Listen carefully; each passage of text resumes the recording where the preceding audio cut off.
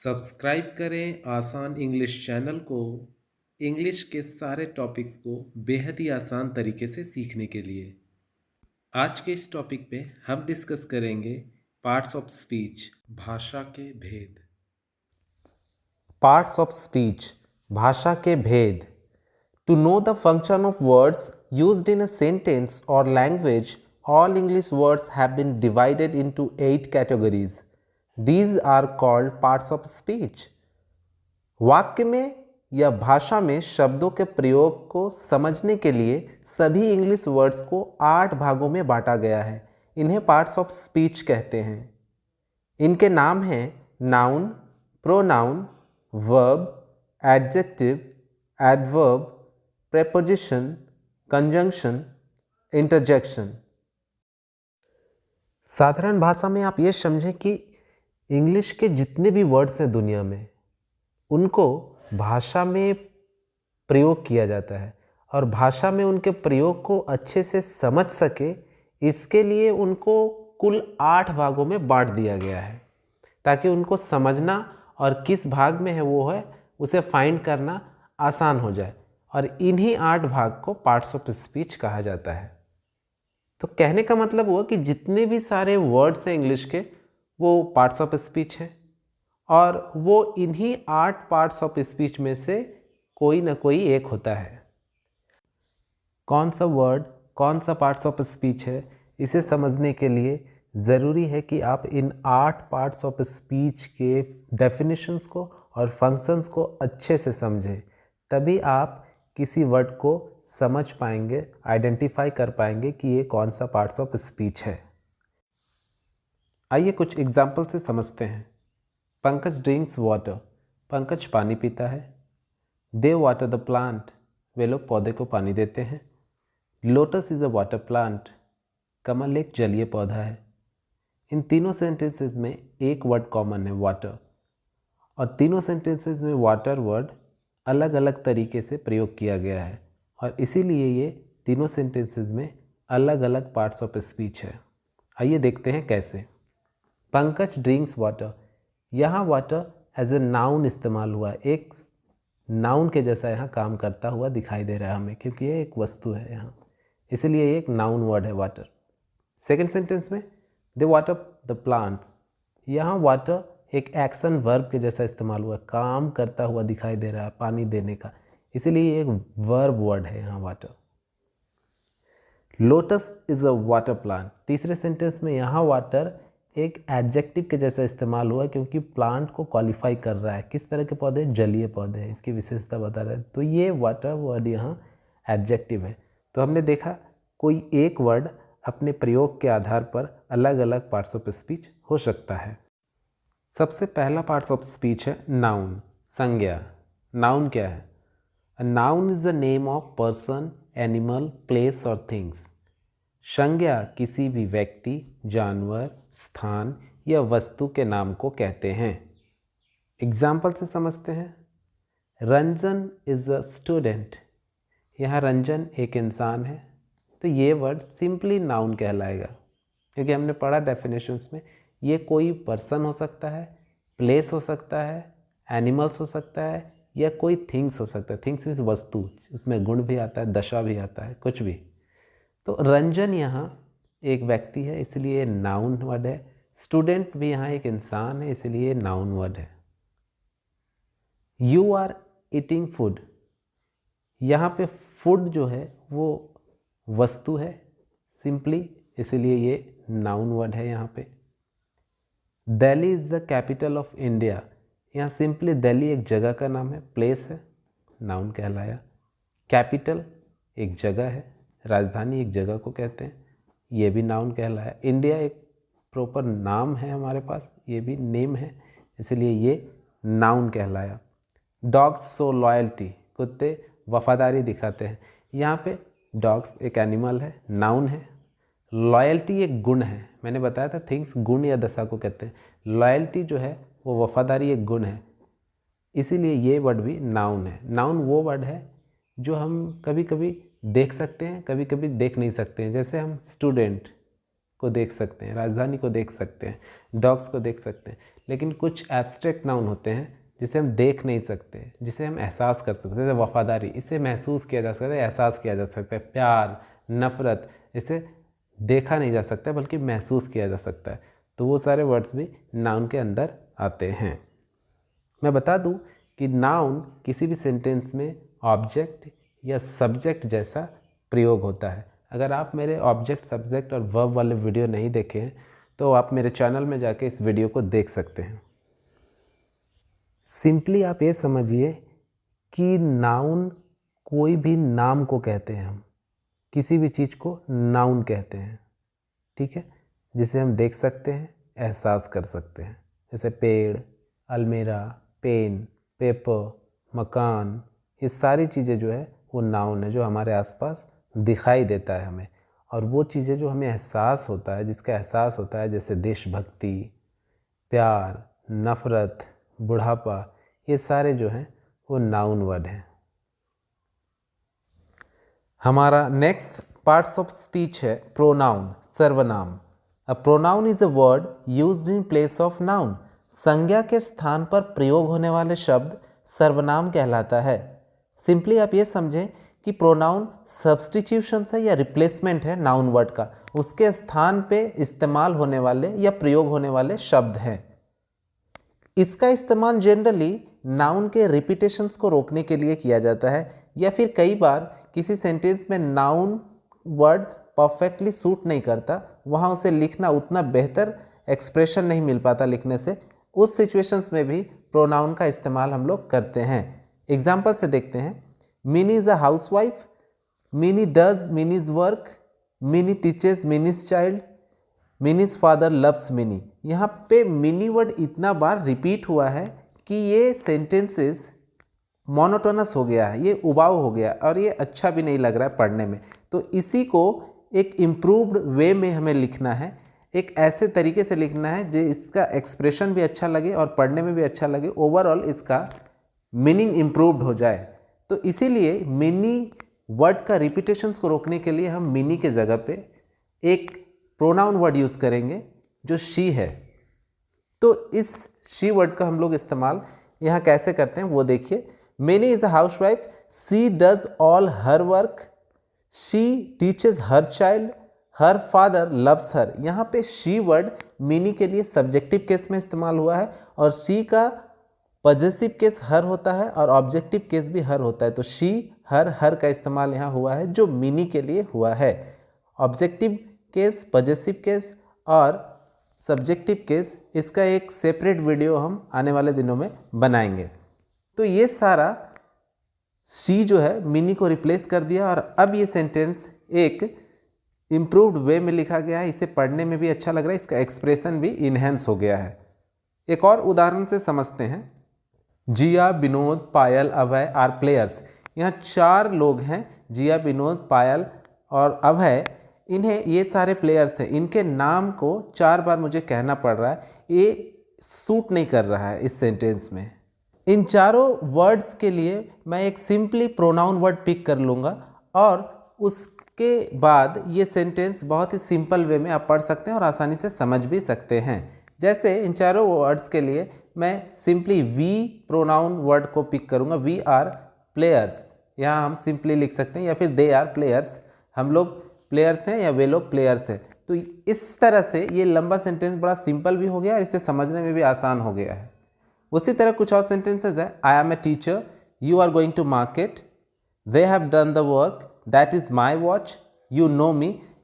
इन सारे सेंटेंसेस में I, you, they, that, you and me सारे प्रोनाउन वर्ड्स हैं।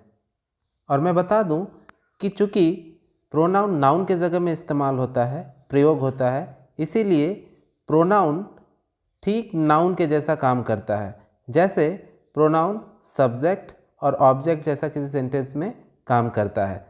तो सिंपली आपने देखा कि प्रोनाउन एक सब्स्टिट्यूशन है, बदले में इस्तेमाल होने वाला शब्द है नाउन के बदले में, और इसका कोई एक्स्ट्रा काम नहीं है। हमारा नेक्स्ट पार्ट है वर्ब, क्रिया। A verb is a action और स्टेट। क्रिया किसी काम या अवस्था को कहते हैं। सिंपली आप समझिए, अगर किसी सेंटेंस में कोई काम होता हुआ दिखे आपको तो वही वर्ड वर्ब कहलाता है, या फिर किसी अवस्था के बारे में बताया जाए कि कुछ है या होंगे या थे तो वही पर्टिकुलर वर्ड वर्ब कहलाता है। कुछ एग्जांपल्स देखते हैं। Julie is driving a car, Julie गाड़ी चला रही है। यहाँ पे काम क्या हो रहा है? गाड़ी चलाने का, तो सिंपली इज़ ड्राइविंग जो है ये वर्ब वर्ड्स हैं यहाँ। The thief broke the lock, चोर ने दरवाज़ा तोड़ दिया। यहाँ पे काम क्या हो रहा है? तोड़ने का, ब्रोक, तो ब्रोक वर्ड सिंपली वर्ब है। I have visited the doctor, मैं डॉक्टर से मिल चुका हूँ। यहाँ काम क्या हो रहा है? मिलने का, तो have visited simply verb words हैं। Shilpa is a teacher, Shilpa एक शिक्षिका है। यहाँ पे देखिए कोई काम नहीं हो रहा है बल्कि किसी अवस्था के बारे में बताया जा रहा है कि टीचर है, थी नहीं, होगी नहीं, बल्कि टीचर है, शिल्पा टीचर है। तो इज वर्ड जो हमारा यहाँ पे है यही वर्ब वर्ड है। प्रीति वॉज अ डांसर, यहाँ पे सिंपली स्टेट बताया जा रहा है, पास्ट स्टेट, कि प्रीति डांसर थी, तो ये वाज वर्ड जो है वो वर्ब वर्ड है। My friend will be a future leader, मेरा दोस्त भविष्य का नेता बनेगा। यहाँ सिंपली आपका देखिए बनेगा, सिचुएशंस, कंडीशन क्या है, स्टेट क्या है कि भविष्य में बनेगा, तो जो बनेगा वर्ड का जो मीनिंग है विल बी, यही वर्ड हमारा वर्ब वर्ड है। आप सीधे और साधारण भाषा में बस ये समझे कि सेंटेंस में कुछ काम हो रहा हो तो वही काम वाला जो वर्ड है, एक्शन वर्ड है, वही वर्ब कहलाएगा, या फिर कोई स्टेट हो, अवस्था हो, है, था, होंगे, ये सारे, तो वो सिंपली वर्ब वर्ड होगा, जैसे is, are, am, was, were, will be, etcetera. हमारा नेक्स्ट पार्ट्स ऑफ स्पीच है एडजेक्टिव, विशेषण। एन एडजेक्टिव डिस्क्राइब्स नाउन और प्रोनाउन, विशेषण संज्ञा या सर्वनाम की विशेषता बताता है, like red, tall, short, interesting, kind, intelligent, etcetera. आइए एग्जाम्पल से समझते हैं। This is a red car, यह लाल कार है। कार कैसा है? लाल है, मतलब कार का विशेषता बतलाने वाला वर्ड लाल है, रेड, इसीलिए रेड वर्ड यहाँ एडजेक्टिव वर्ड है। You are a tall man, आप एक लंबे आदमी हैं। यहाँ आदमी वर्ड, मैन वर्ड नाउन है और इसे क्वालिफाई कर रहा है टॉल नाम का ये वर्ड, जो एक एडजेक्टिव वर्ड है, क्योंकि मैन को क्वालिफाई कर रहा है। आदमी कैसा है? लंबा है। It was a big door, यह बड़ा दरवाज़ा था। यहाँ डोर कैसा था? बड़ा, इसीलिए बड़ा वर्ड एडजेक्टिव वर्ड है, क्योंकि डोर को क्वालिफाई कर रहा है, दरवाज़ा बड़ा था। दैट पेन इज़ ब्लैक, वह पेन काला है। यहाँ पेन की खासियत बता रहा है, इस विशेषता बता रहा है कि ये काला है, इसीलिए ब्लैक वर्ड जो है वो एडजेक्टिव है। द स्टोरी वॉज इंटरेस्टिंग, कहानी रोचक थी। यहाँ कहानी की विशेषता बताई जा रही है कि ये कैसी थी? बहुत रोचक, इंटरेस्टिंग। दैट्स वाई स्टोरी को क्वालिफाई करने की वजह से इंटरेस्टिंग वर्ड एक एडजेक्टिव वर्ड है। Ram will be happy, Ram खुश होगा। यहाँ राम की खासियत बताया जा रहा है कि वो खुश होगा, तो यहाँ हैप्पी वर्ड जो है वो एडजेक्टिव वर्ड है। सिंपली आपको मैं बता दूं कि आप इतना ध्यान रखें सेंटेंस में कि जब भी कोई वर्ड किसी नाउन या प्रोनाउन की विशेषता बताए वही वर्ड एडजेक्टिव कहलाता है। हमारा नेक्स्ट पार्ट है एडवर्ब, क्रिया विशेषण। मैं बता दूं एडवर्ब एडजेक्टिव और वर्ब से मिलकर बना हुआ वर्ड है, क्रिया विशेषण। An adverb modifies a verb, an adjective और एन एडवर्ब, क्रिया विशेषण क्रिया विशेषण या क्रिया विशेषण का विशेषता बताता है। एग्जाम्पल में badly, kindly, well, beautifully, always, quite, etcetera. साधारण भाषा में आप ये समझें कि एडवर्ब वर्ब, एडजेक्टिव और एडवर्ब को क्वालिफाई करता है। वर्ब, एडजेक्टिव और एडवर्ब की विशेषता बताता है। जैसे एडजेक्टिव नाउन या प्रोनाउन का विशेषता बताता है, वैसे ही एडवर्ब भी विशेषता बताता है, लेकिन ये नाउन प्रोनाउन को नहीं बताता विशेषता, बल्कि वर्ब, एडजेक्टिव और एडवर्ब का विशेषता बताता है। बस इतना ही फ़र्क है। दोनों क्वालिफाइंग वर्ड्स हैं, एडजेक्टिव भी क्वालिफाइंग वर्ड्स है, एडवर्ब भी क्वालिफाइंग वर्ड्स है। राम वॉक्स बैडली, राम गलत तरीके से चलता है, तो यहाँ बैडली जो है गलत तरीके से चलना वर्ड को क्वालिफाई कर रहा है कि चलता कैसे है राम, गलत तरीके से, बैडली। तो ये बैडली वर्ड किसको क्वालिफाई कर रहा है, वॉक्स को। वॉक क्या है, एक वर्ब है। तो मैंने बताया आपको डेफिनेशन में कि जो वर्ड वर्ब को क्वालिफाई करे एडवर्ब कहलाता है। तो इसी तरह बैडली यहाँ एक एडवर्ब है। ही सिंग्स लाउडली, वह जोर से गाता है। यहाँ लाउडली वर्ड एडवर्ब है क्योंकि सिंग्स वर्ब को क्वालिफाई कर रहा है सिंपली। खली is a very tall man, खली बहुत लंबा आदमी है। यहाँ खली का विशेषता बताया जा रहा है कि ये बहुत ज़्यादा क्या है, टॉल है। टॉल एक एडजेक्टिव वर्ड है और एडजेक्टिव वर्ड को क्वालिफाई कर रहा है वेरी।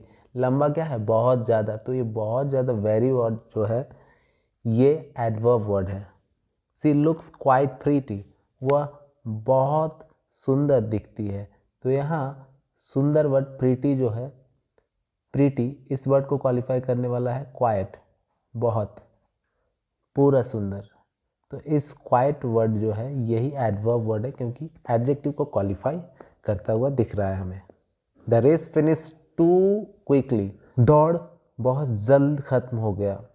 यहाँ पे टू जो है बहुत का अर्थ में इस्तेमाल हुआ है तो जल्दी को क्वालिफाई कर रहा है। बहुत जल्दी क्या हुआ, ख़त्म हो गया। जल्दी क्या हुआ, ख़त्म हो गया, बहुत जल्दी। तो ये बहुत टू वर्ड जो है ये एडवर्ब वर्ड है यहाँ पे। सिंपली आप याद रखें कि एडजेक्टिव के जैसा एडवर्ब भी क्वालिफाई करता है तीन चीज़ को, वर्ब को, एडजेक्टिव को और एडवर्ब को। हमारा नेक्स्ट पार्ट्स ऑफ स्पीच है प्रेपोजिशन, पूर्वसर्ग या संबंध सूचक अव्यय।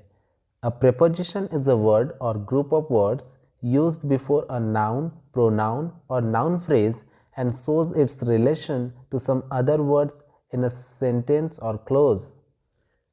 Preposition या संबंध सूचक अव्यय शब्द या शब्दों का समूह है जो नाउन, प्रोनाउन और नाउन फ्रेज के पहले इस्तेमाल होता है और वाक्य में बाकी शब्दों के साथ अपना संबंध को बताता है।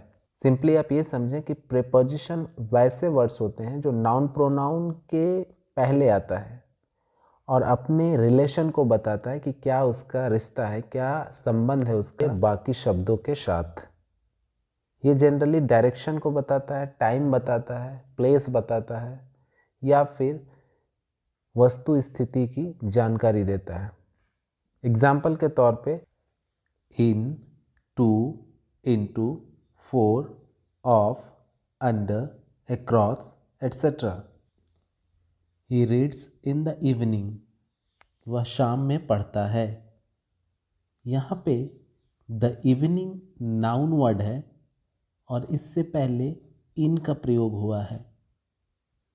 इन एक प्रेपोजिशन वर्ड है क्योंकि वह पढ़ता है, ही रीड्स का रिलेशन बता रहा है द इवनिंग से, वह पढ़ता है शाम में। इन दोनों के बीच रिलेशन बता रहा है इन, वह पढ़ता है शाम में। दैट्स वाई इन जो है यहाँ प्रेपोजिशनल वर्ड है, ये एक प्रेपोजिशन का काम कर रहा है क्योंकि द इवनिंग नाउन वर्ड से पहले आया है इन और वह पढ़ता है, ही रीड्स का रिलेशन बता रहा है इवनिंग से, वह पढ़ता है शाम में।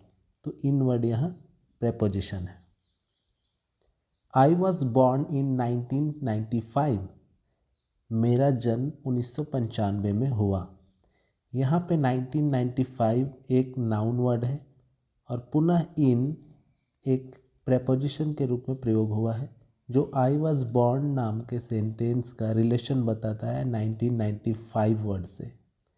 मेरा जन्म हुआ कब, 1995 में। तो इन वर्ड जो यहाँ है नाउन के पहले आया है और आई वॉज बॉर्न से रिलेशन बता रहा है 1995 का जो कि एक नाउन वर्ड है, इसीलिए इन जो है यहाँ प्रेपोजिशन है।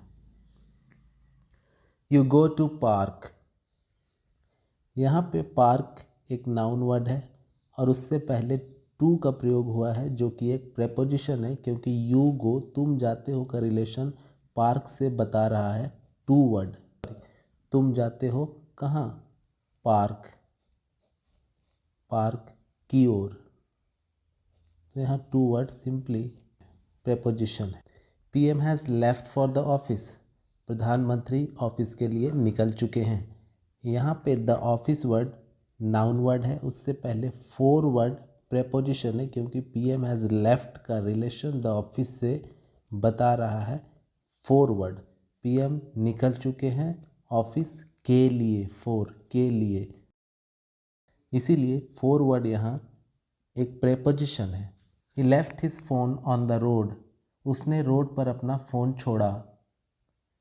इस सेंटेंस में द रोड एक नाउन वर्ड है और ऑन उससे पहले एक प्रेपोजिशन का प्रयोग हुआ है जो ही लेफ्ट हिज फ़ोन का रिलेशन द रोड से बता रहा है कि उसने फ़ोन छोड़ा। कहाँ पर छोड़ा? The road, on road, on road पे। तो ऑन वर्ड यहाँ प्रेपोजिशन है। यहाँ ये प्लेस बता रहा है कि कहाँ पे छोड़ा? रोड पे। सिट बिसाइड मी, मेरे बगल में बैठो। यहाँ मी एक प्रोनाउन है और उससे पहले बिसाइड वर्ड एक प्रेपोजिशन है जिसका प्रयोग हुआ है यहाँ, जो सिट, बैठो को सीधे मी से रिलेशन बताता है कि बैठो मेरे बगल में। बिसाइड, सीट मी वे बिसाइड मी। बिसाइड वर्ड यहाँ प्रेपोजिशन है। हमारा अगला पार्ट्स ऑफ स्पीच है कंजंक्शन, समुच्चय बोधक या संयोजन। कंजंक्शन ज्वाइंस और लिंक्स अदर वर्ड्स, फ्रेज और क्लोज।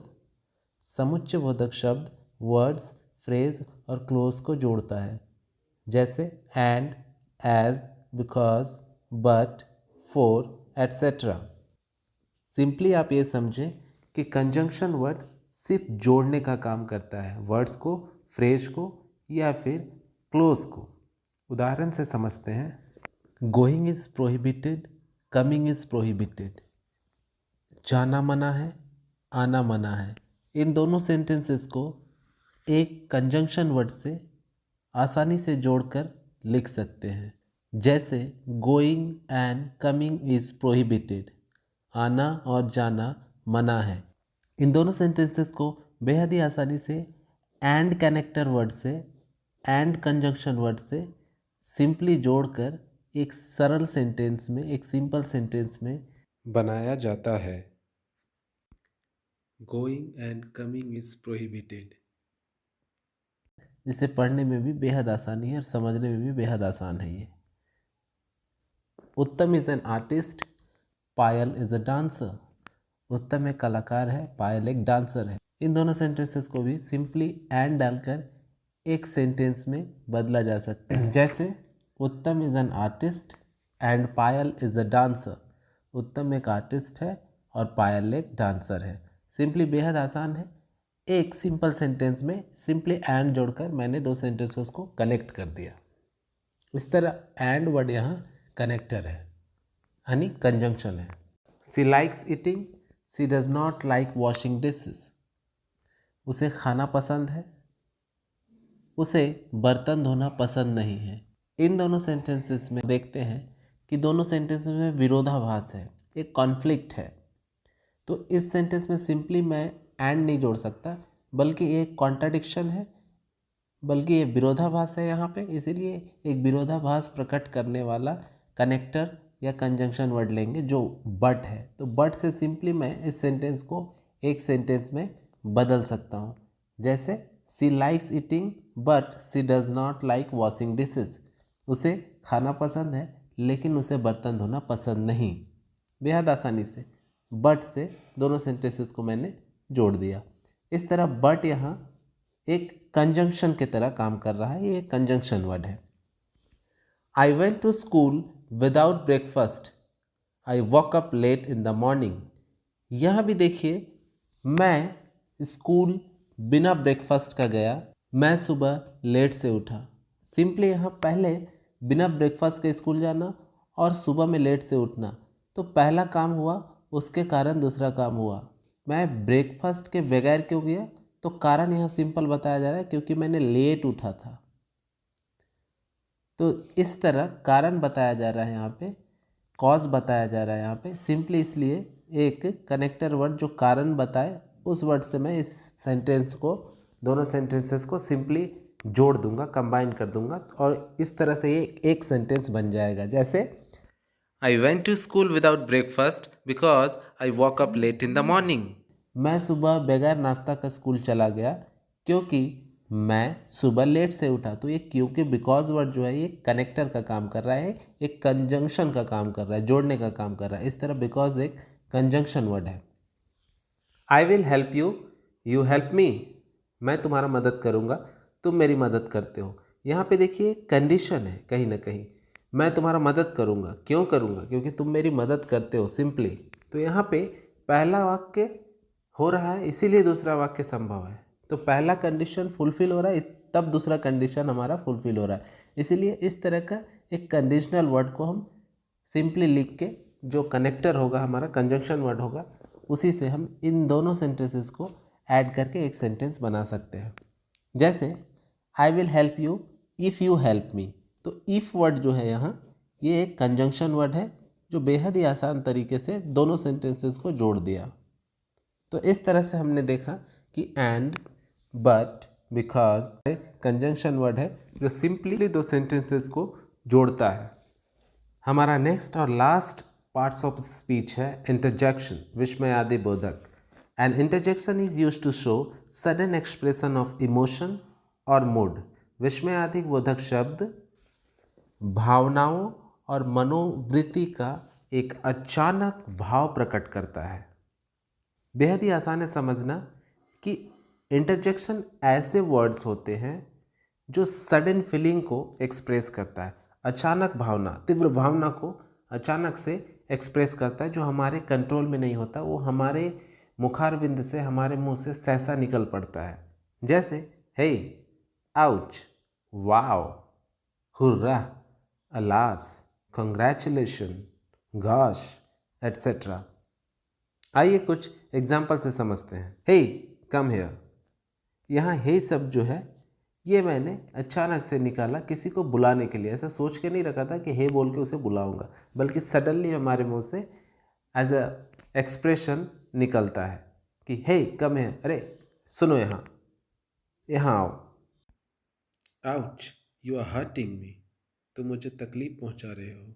यहाँ आउच तकलीफ में निकलने वाला एक सडन एक्सप्रेशन है, ouch. Wow, that's so cute. अरे वाह, ये तो बहुत ही खूबसूरत है। तो वाओ वर्ड यहाँ सिंपली हमारा एक इंटरजेक्शन वर्ड है। Gosh, you have killed it. Oh god, तुमने इसे मार डाला। तो यहाँ गॉश वर्ड भी एक सिंपली इंटरजेक्शन है। Congratulation, you have won the match. बधाई हो, तुमने मैच जीत लिया है। यहाँ कंग्रेचुलेशन वर्ड एक इंटरजेक्शन वर्ड है। तो बेहद आसान है इसे समझना कि जो भी वर्ड सडनली हमारे मुख से, सडनली हमारे मुंह से निकले, जिस पर कोई हमारा काबू नहीं है, और वो एक सडन इमोशन होता है, चाहे वो दुख का हो, चाहे वो तकलीफ़ का हो, तो वही वर्ड इंटरजेक्शन कहलाता है। तो उम्मीद करता हूँ आपको वीडियो पसंद आया होगा। अगर आपको वीडियो पसंद आया है तो आप चैनल को सब्सक्राइब करें और बेल आइकन को दबाएं, ताकि आने वाले लेटेस्ट वीडियो का नोटिफिकेशन आपको मिलता रहे। जल्द ही हमारी मुलाकात होगी एक नए